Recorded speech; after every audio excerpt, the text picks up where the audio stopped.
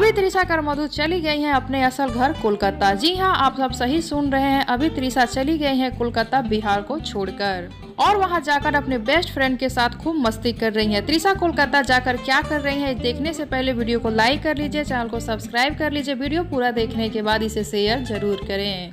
त्रिशा बहुत दिनों बाद अपने घर कोलकाता गई हैं, लगभग सालों बाद गई हैं और वहां जाकर त्रिशा बहुत खुश हैं अपने दोस्तों से मिलकर। एमएस वायरल होने के बाद त्रिशा पहली बार कोलकाता गई हैं और अपने पुराने दिनों को भूलकर खूब मस्ती कर रही हैं, बिल्कुल पहले की तरह खुश दिख रही हैं। त्रिशा कोलकाता जाकर अपने दोस्तों से मिलकर बहुत खुश हैं और अपने दोस्तों के साथ खूब घूम भी रही हैं और साथ ही खूब वीडियो भी बना रही हैं। देखिए आप सब खुद, ये त्रिशा की बेस्ट फ्रेंड हैं। दोनों में बहुत लगाव है, बहुत प्यार है, वो तो आप सब देखकर समझ ही गए होंगे। त्रिशा ये वीडियो एक बंगाली गाने पर बनाई है अपने बंगाली दोस्त के साथ। आप सब देख सकते हैं त्रिशा अपने दोस्त के साथ कोलकाता में कितनी खुश है, अपने पुराने दुख भरे दिनों को एकदम भूल गई हैं वहां जाकर।